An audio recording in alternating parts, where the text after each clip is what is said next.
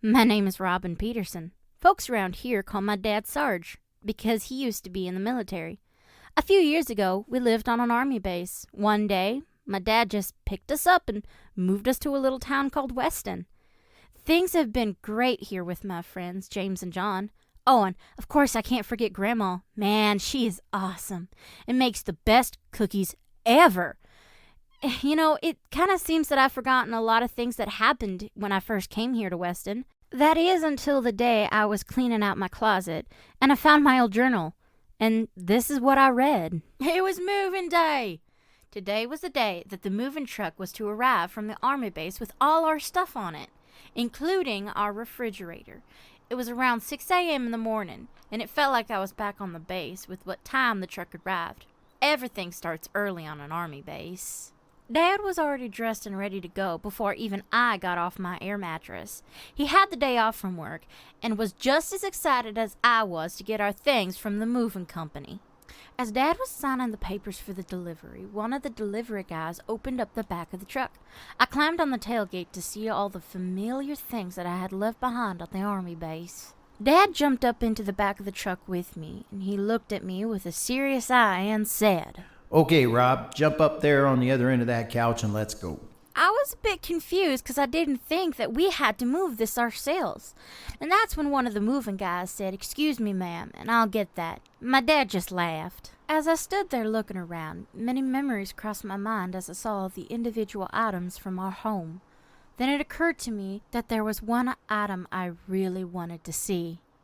I looked hard, and towards the front of the trailer, I saw it. It looked so wonderful. My bed. I was so tired of sleeping on a stupid air mattress. When I saw my bed frame and mattress, something happened. I was immediately back in time, lying on my bed, and my mother, she was there. I couldn't remember why, but she was sitting on my bed, and I could hear her voice. She was singing to me and stroking my head. And then a tear came to my eye, and Dad broke the silence, saying, "Are you okay, Rob?" It was about a half an hour into the job when Dad asked me to start making lunch. So I went into the house and made some sandwiches for the workers. After the loaders brought in the dining room table and chairs, they sat down and I served them the food. As they were eating, I walked to the truck and saw that my bed was next to be brought in. I was so happy, I quickly ran to my room and started getting it ready. I picked up the air mattress and put it to the side and cleared a spot where I wanted it to go. As I was thinking about how good it would feel to be back in my own bed, Dad walked into my room. "Hey, you never answered me last night." "What did you ask?" "I asked you, how was your trip to the bakery?" "Sorry, say again. What was it you were asking? I'm just too excited about my bed coming in." I was trying to avoid the question by pretending not to hear him. Dad just sighed and walked out of the room. My heart raced with anticipation when I heard one of the movers say, "Hey, where's this bedroom stuff go?" "My daughter will show you where that goes." The next couple of hours were a blur.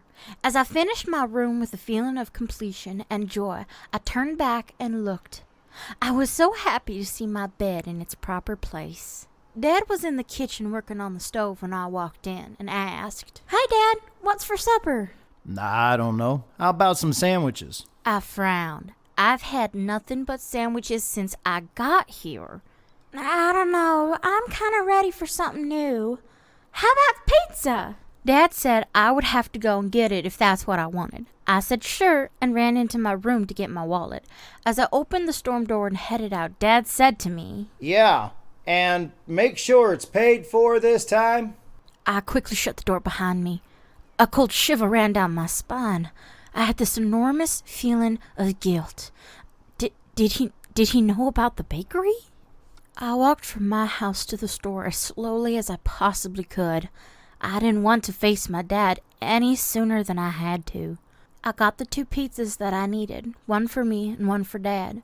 I started the short walk back. I thought hard and long about going inside. I must have stood at the door for 5 minutes before I went in. When I entered the house, Dad was done working on the stove, putting it back into place, and checking all the knobs, making sure that each burner lit. "Do you have everything you went to get?" "Yeah, I got pepperoni pizza for me, and they even had a Hawaiian pizza, so I got it for you. Good. Do you have a receipt? Why don't you trust me?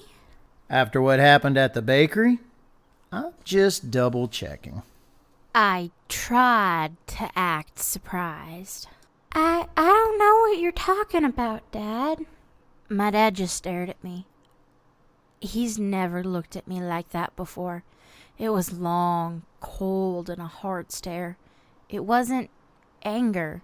He was hurt, and I was the one who hurt him. As I stood there, he simply said, Rob, don't ever lie to me. I went to go offer an excuse, but I knew that Dad already knew. He told me what happened yesterday about meeting Mrs. Hamilton at the store. Tears started to stream down my face. I felt guilty, embarrassed, and ashamed, all at the same time.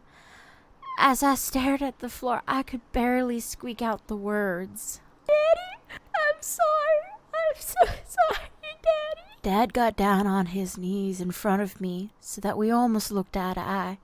He grabbed me in a big hug, and I felt so safe in his arms. I hated myself for hurting him, and I didn't want to do that. But I did it. Then he whispered in my ear, I love you, Robin. Please, please, don't ever lie to me.